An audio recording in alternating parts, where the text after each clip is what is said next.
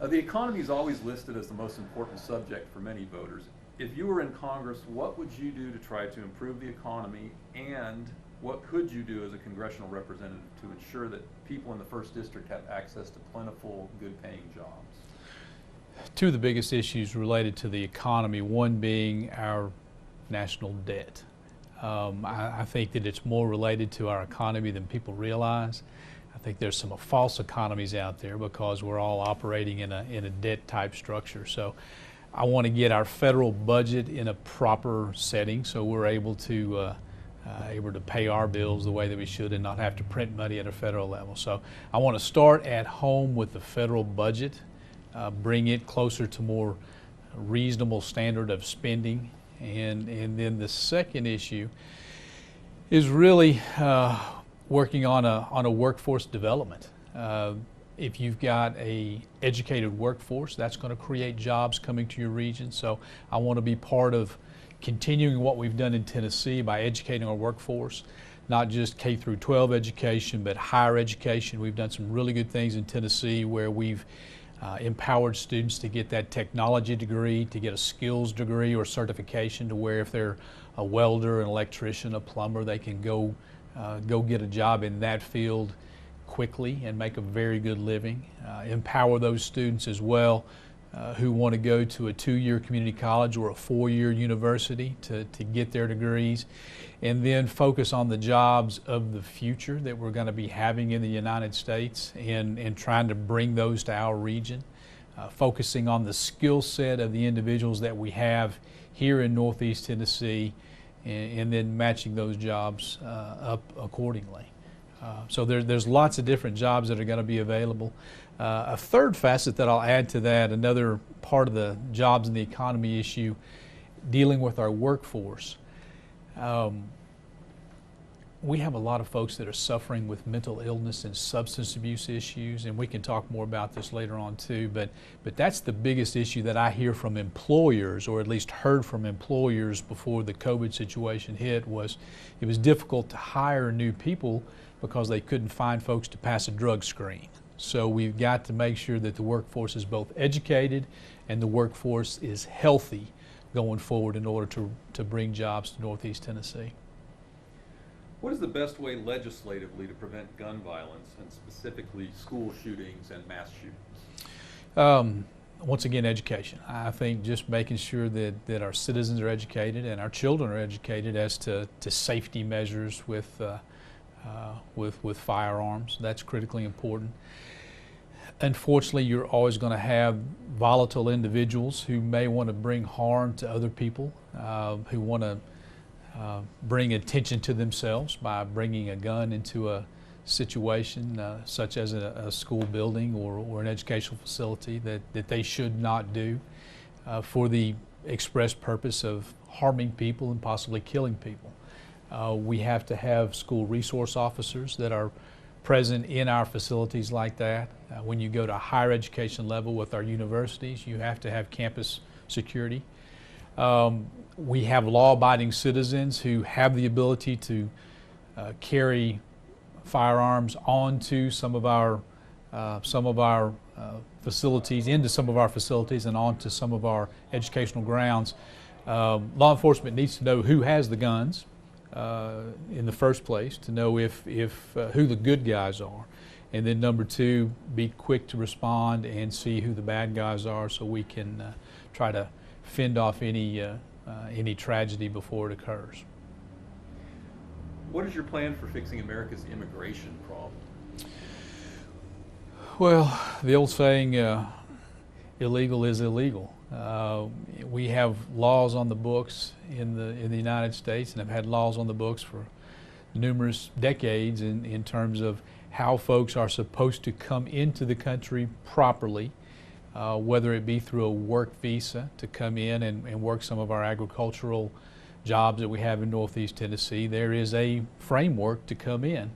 Unfortunately, you have some businesses that have skirted around those laws and will hire anybody, whether they be in the country legally or illegally. I think we need to hold employers' feet to the fire on that If you've got the employer who's not going to hire an illegal immigrant, then that's half the battle, at least right there. So you have to have the employer who is willing to follow the law, bring immigrants into the country in a proper way, and then allow them to do the work that they've potentially been hired to do. So I think that we need to hold employers' feet to the fire as we deal with this issue. On a larger issue, the illegals that we have here now, I do think that there needs to be a pathway to get those folks legal. I don't necessarily see amnesty as the proper response to that, but I do think that that there is a way that if they're in this country, that we need to fully vet them and create the process for them to become legal citizens, just like the folks who have come here legally to become citizens. It takes several years to get done. There's a process that you have to go through, the naturalization process. And I think that we need to offer that to some folks who may be here illegally, but not make it any easier than the folks who are going through the processes the right way. How important is it to not increase the national debt and to balance the federal budget annually? The national debt is an issue that I have been talking about throughout the whole campaign. When we first started campaigning, we were at $25 trillion debt. In the few months that we've been campaigning, we're now at $26 trillion in debt. And I think it's critically important. I cannot in good conscience leave a debt of that magnitude to my young daughters. I have a 19-year-old daughter in college. I've got a 9-year-old daughter in elementary school. They did not ask for this debt that we are putting on them now. So I think we've got to start looking at reasonable budgets. And in doing so, I think we opened up every federal program that's out there. I think you have to look at every entitlement program. I think that you have to look at every single program that receives federal dollars, including dollars that come back to states. I know many of the states, we like those federal dollars that come in, but we have to weigh the strings that are attached to that, and we really have to rein in our national debt. It's something that's unsustainable. In a biblical perspective, the borrower is slave to the lender, and right now we are beholden to too many folks in the lending industry right now. What, if anything, do you think President Trump could have done better in his handling of COVID-19? COVID-19 is such a unique and novel experience. There's no playbook for it. So any type of Monday morning quarterbacking that you give, the national media is wearing him out. He could have done this, he should have done this, and of course the Democrat Party is going to wear him out too. So in terms of doing something differently, maybe listen to some of the experts a little more. I think that he was quick to make some decisions about COVID and responses to COVID, where you may need to get a few more hours of study, and not necessarily saying that you need 48 hours or 2 days worth of study, but there are some issues where you can let the conversation simmer for a little while, for 2, 3, 4, 5, 6 hours before you jump out front on an issue. I understand the president, in his nature, is the buck stops with me. I'm going to make the tough decisions, and he has made some very difficult decisions. But in terms of what I would have done differently, I can't say I would have done anything differently. But the only fault I could find is possibly there was a few of the experts that he could have considered their suggestions a little bit longer than what he did. Do you believe climate change is real, and if so, what do you think is the best approach to combat it? Well, climate change is an issue that we've discussed for years and years. You go back when I was a kid, 40 years ago, there was concerns about it being too cold, and the issues of global cooling, and now fast forward, we're at global warming.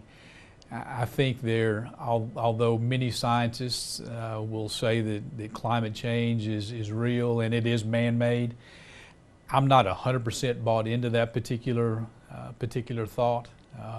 You've got so many naturally occurring events that happen between all mammal life and just the natural evolution of our planet that are creating changes in the climate. I don't think, in terms of climate change, I don't think it's 100% man's fault. We do some studies in Nashville and talking about the greatest changes to our climate over the last 300 years have come from volcanic eruptions.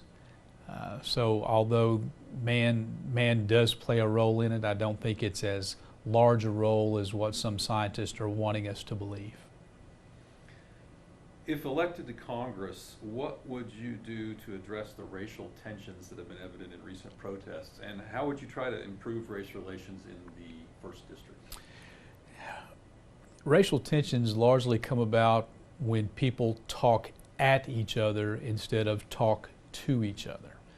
I am an avid supporter of having a conversation about what anyone's concerns are. When I get to Congress, when I serve as our first congressional, first district congressman, I plan to engage people in conversations at all levels. I'm a good listener. Now, not to say that I'm going to side with someone when they bring a particular issue to me. I'm going to make decisions based on what I feel is right, in addition to what I feel the majority of the first congressional district feels and senses in the decision. But I want to bring people together and just have conversations. Right now there's a lot of shouting. There's a lot of shouting back and forth, and my experience is you don't get anywhere when you shout at each other. It's much better to sit down at a table like this, have some discussions about, and I hesitate to say sides because you're going to have 3, 4, 5 different interest groups that are coming together. But just sit down and everybody at the table share their concerns. That may not even be on the radar screen of the other 4 people in the room. So I want to listen to folks, listen to their concerns, and then ultimately make good decisions from there that are going to benefit folks in the First District. Do you support a regional economic development effort that could involve the merger of, say, NetRep and the 3 counties, Washington, Carter, Unicoi networks in Sullivan County, and potentially even some chambers of commerce in the Tri-Cities? And if so, what role should a congressperson take in that? Well, again, that's another issue I think we need to sit down and have a conversation in a room and see what's going to be best for the whole region. As I look to serve Congress, you've got 12 counties in the first congressional district. So we've got assets in Sevier County that we're not even utilizing in Northeast Tennessee just because there's several hundred, well, there's 2 hours of distance between us. So I want to be able to engage the whole congressional district in conversation, not just Tri-City area, Johnson City, Kingsport, Bristol.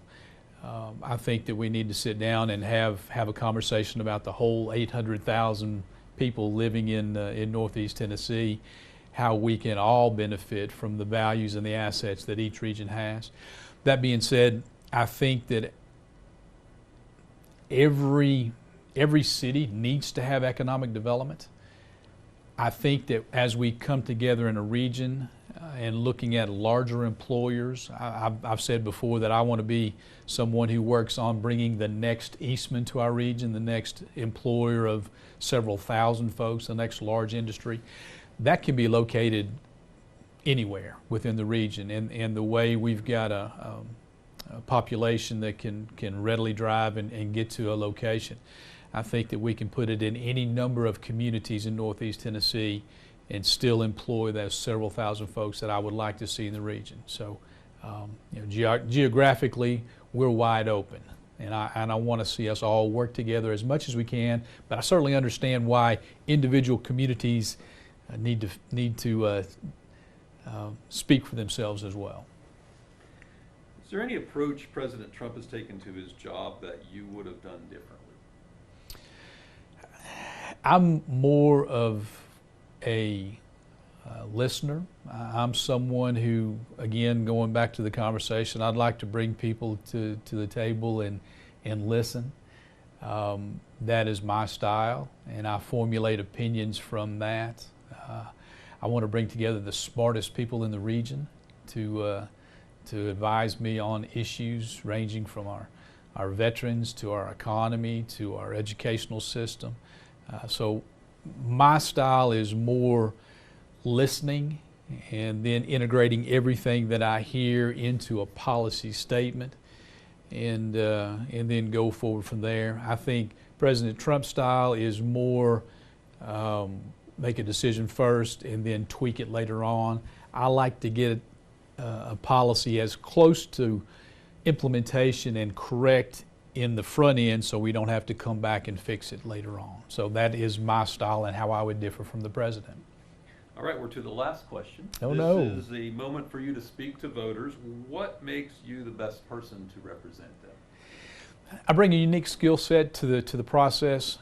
20 years in small business. I grew up in a small clothing store business that my family owned in Greenville, where I got up every morning not sure what customers were going to walk in the door, but was able to engage with customers on a one-on-one basis, and we were very successful in our small business for a lot of years. 20 years of small business. I worked my way through East Tennessee State University. Got my degree in business and marketing, and always had an interest in trying to give back to my community. Started out working with Chamber of Commerce issues, trying to figure out how I can help my community. Fast forward to the year 2000, I ran for elected office for state representative first. Lost my first race, but got valuable experience where I learned quickly that listening to people and engaging other folks in problem solving was the best way to come up with solutions. I was elected in 2002 and have been serving our state legislature for Northeast Tennessee for the last 18 years. So I know how business works. I know how to relate to individual customers and constituents on a one-on-one basis as well as on a larger group basis. And I know how a legislative process works. It's not easy. Someone who has no experience and goes to Washington day one, you can get eaten alive because it's too easy for some of the establishment folks in D.C. to grab a hold of an individual and say, all right, come join us. You're going to follow us on this, and this step if you want to be part of the team. That's how you do that. I've never subscribed to that while working in Nashville. I've never subscribed to that as a business owner.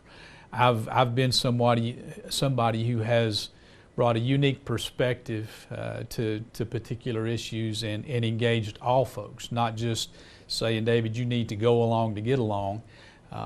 If I've thought a governor was wrong, I've taken on a governor. When Governor Haslam presented the Improve Act, a motor fuel tax increase for the state of Tennessee, my constituents asked me to find an alternative plan, and I did.